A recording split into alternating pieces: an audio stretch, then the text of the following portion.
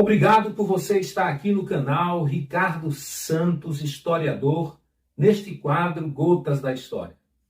Se você está acompanhando a saga sobre a Idade Média, certamente hoje você sabe que nós vamos começar a Segunda Cruzada. Mas se você está assistindo o vídeo sobre as cruzadas pela primeira vez, então não esquece, depois você pode voltar em nosso canal e assistir os outros vídeos que falam sobre o contexto das cruzadas e a cruzada anterior. A cruzada que nós vamos falar hoje, ela foi convocada pelo Papa Eugênio III em 1145, um ano depois que os muçulmanos conquistarem uma antiga cidade que tinha sido conquistada pelos cristãos, uma tal de Edessa. Você lembra? Boimundo, ele que decidiu ser o rei daquela cidade depois que sua esposa morreu numa guerra anterior? Pois é, o Papa Eugênio, ele usou toda a força popular que ele tinha e convenceu a sociedade a fazer aquela cruzada. Os líderes daquela cruzada foram Luís VII da França e Conrado II do Sacro Império Romano. Mas essa cruzada foi um fracasso. E esses líderes, eles tiveram tanta incompetência em organizar essa cruzada que os grupos se dividiram. Alguns dizem que foram pequenos grupos e depois desses pequenos grupos nunca chegaram a se unir. Outros dizem que foram dois grupos. E um dizia, vamos atacar, e o outro dizia, não, vamos esperar um pouco, vamos ver o melhor momento, e nessa dúvida, eles não atacaram. Por isso eu costumo dizer que essa foi a cruzada que terminou antes de começar. E assim eles voltaram, e Edessa continuou com os muçulmanos. Eles não sabiam que havia um líder muçulmano que iria fazer um marco na história deste povo, que estava reconquistando vários reinos. Era o tal de Saladino. Saladino era da dinastia dos Seljúcidas. Mas alguém pode estar se perguntando o que é uma dinastia. E principalmente os Seljúcidas. Era porque esse Saladino, ele era como se fosse um dos representantes do reino de Mohammed, que começou lá na Arábia no século IV. Depois de sua morte, vários representantes da continuidade dos muçulmanos, dos islâmicos, alguns desses nomes são aceitos por uns segmentos, outros não, mas vamos falar aqui de muçulmanos. Então, os representantes desses muçulmanos começaram a se dividir. Havia a dinastia dos Abássidas e a dinastia do Saladino era a dinastia dos Seljúcidas. Agora vamos continuar. E Saladino estava reconquistando os poucos reinos que os cristãos haviam conquistado. E ele mirou agora em Jerusalém. Em 1183 ele disse, eu vou conquistar Jerusalém. E ele tinha um serviço secreto, como todos os reinos daquela época tinham, não tão eficientes e tão rápidos como hoje, e ele sabia o que acontecia lá dentro. O rei era um tal de Boimundo IV, e esse Boimundo IV, ele tinha uma doença, uma lepra, e ele já não estava muito bem de saúde. Por isso, ele depositou sua confiança em dois dos seus muitos ministros.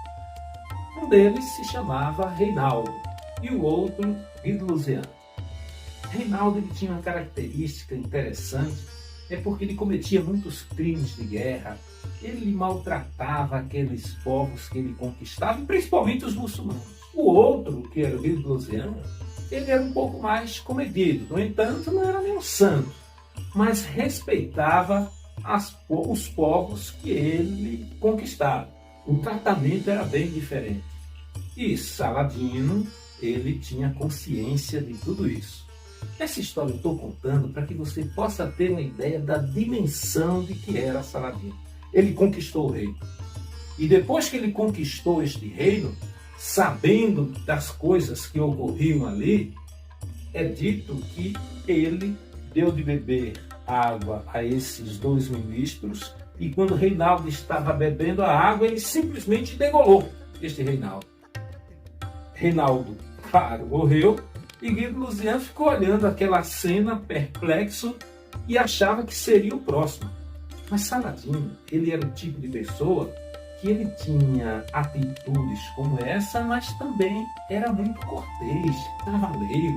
Se você olhasse para Saladino, você não ia dizer que ele era um homem que cometia tantas atrocidades. Guido Luzian, diante daquela situação, o reconheceu como o Senhor de Jerusalém e fez um pedido para ele: olha,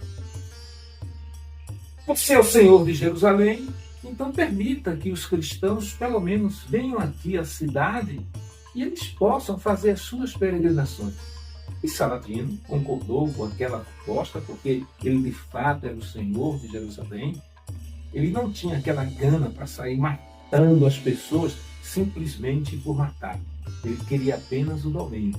E então aquele acordo foi feito. E Guido Luzian voltou, comunicou aos cristãos tudo o que tinha ocorrido, e Saladino continuou as suas conquistas, avançando com o povo muçulmano. Quando o Papa Gregório VIII ficou sabendo que Saladino reconquistou Jerusalém para os muçulmanos, ele não perdeu tempo e promoveu outra cruzada. E Gregório, então, convocou vários reis. Desses muitos reis, 3 se destacam nessa história. Primeiro, Filipe Augusto da França. Ele estava todo disposto a ir para essa cruzada, mas teve uma discordância com Ricardo I. Não concordou com alguma coisa e desistiu. E só ficaram 2 reis. O segundo rei é o Frederico I, ou Barba Ruiva, do Sacro Império Romano. Ele viu um rio, quis atravessar esse rio. Alguns disseram: não vai, mas ele foi. É dito que quando ele começou a nadar, em algum momento ele foi pedir socorro, mas não deu tempo de salvá-lo, e ele morreu afogado. E só sobrou Ricardo I. Esse Ricardo I é aquele que vai ser conhecido como Ricardo Coração de Leão. A história diz que Ricardo, ele começou cobrando imposto para a guerra. Ironicamente, ele colocou o nome desse imposto de Imposto Saladino. E ele conseguiu arrecadar fundos. Na sua saga solitária, Ricardo ele conseguiu conquistar 3 reinos: Jaffa, Chipre e Acre. E mais, ele conseguiu fazer 2.700 prisioneiros. E quando ele estava crescendo em sua campanha, ele então fez uma proposta para Saladino, que já estava como Senhor de Jerusalém. E ele disse: Saladino, se você entregar Jerusalém, eu não mato esses 2.700 homens. Mas sabe o que foi a resposta de Saladino? Não. Ele chegou a oferecer moedas, propôs outros tipos de troca, mas Ricardo não aceitou. Só que Saladino, quando fez essas outras propostas, ele não acreditava que Ricardo iria matar aqueles homens. Mas sabe o que aconteceu? Ele matou cada um dos 2.700 homens. E ele fez isso porque ele tinha razões econômicas. Já imaginou? Já era difícil sustentar o seu exército e agora sustentar mais 2.700 prisioneiros? Ao ele matar, essa história, quando começou a chegar lá na Inglaterra, as pessoas começaram a dizer que ele era o Ricardo Coração de Leão. Porque ele era um homem mau, era um homem grande, corajoso. E quando queria matar, matava mesmo. E se espalhou essa fama. E a partir daí, começou a lenda do Ricardo. E Saladino continuou lá. Saladino, ele tinha atitudes assim, daquela pessoa que matava sem muita formalidade, mas também ele era muito cortês com as pessoas. Há relatos históricos que dizem que certa vez, quando Ricardo I estava doente, ele enviou o seu melhor médico para cuidar de Ricardo. Em outra ocasião, diz que Saladino enviou neve para esfriar o vinho de Ricardo e ele poder beber esse vinho. Algumas dessas histórias se tornaram lendas e são um pouco confusas. Alguns dizem que isso aconteceu, o outro não aconteceu, mas o fato é, Saladino, ele tinha esses dois tipos de posturas em um só homem. Era cavaleiro. Ricardo, o coração de leão, voltou para a Inglaterra com a derrota, mas com a fama de ser o coração de leão.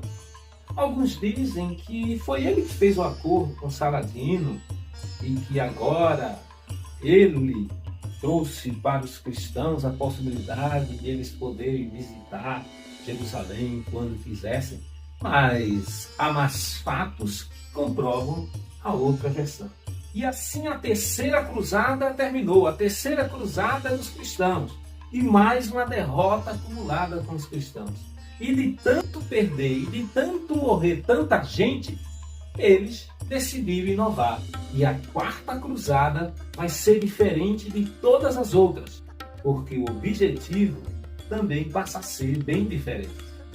A quarta cruzada é uma das mais curtas, de 1202 a 1204. Ela foi convocada por Inocêncio III. E diferente de todas as outras, ela tinha objetivos puramente comerciais. Essa cruzada vai revelar a verdadeira essência do povo europeu, da Europa. Porque agora eles vão se... Veneza e Gênova vão passar a ser as cidades mais influentes da Europa. Porque agora, com a conquista daquele porto, eles não precisavam negociar com aquele povo para poder receber aquilo que na época valia muito. Foram essas cidades de Veneza e Gênova quem patrocinaram essa cruzada. Elas tinham interesse no entreposto comercial maior que existia na época, que era o entreposto comercial de Constantinopla e também Zara, mas Constantinopla principalmente. Um outro detalhe dessa cruzada é que ela não era contra os muçulmanos, ela era contra os próprios cristãos, porque quem tinha o domínio de Constantinopla eram os cristãos do Oriente, os cristãos ortodoxos. Então imagina, a quarta cruzada também é conhecida como a cruzada dos cristãos contra os cristãos. Como eles passaram a dominar o porto de Constantinopla, agora as especiarias chegavam mais baratas. Logo, Gênova e Veneza passaram a ser tão poderosas que não foi à toa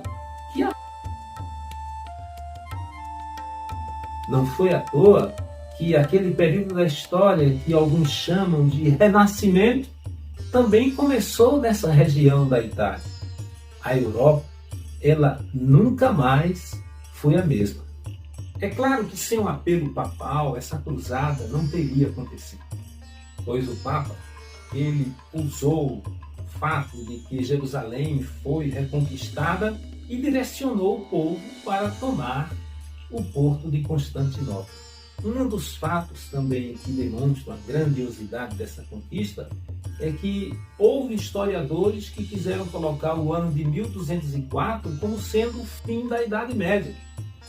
Mas nós sabemos que é 1453, quando os turcos otomanos eles vão ter o mesmo domínio em relação a esse porto.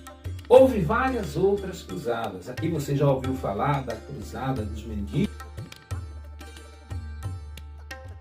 Esse termo crianças, ele é um pouco assim questionado porque o latim original, quando ele vai referir-se à criança, também o termo pode se referir a jovem. Mas de qualquer forma, crianças ou jovens, elas poderiam ganhar uma guerra contra os muçulmanos. O que se sabe é que muitas dessas crianças ou jovens, elas foram capturadas, elas foram mortas, elas foram levadas para serem sacrificadas. Então, a Cruzada das Crianças, apesar de ser questionada, ela de fato existiu. Mas quem poderia imaginar que as crianças... Certamente deve ter havido uma ideologia religiosa dizendo que elas seriam tão puras que somente elas poderiam conquistar Jerusalém.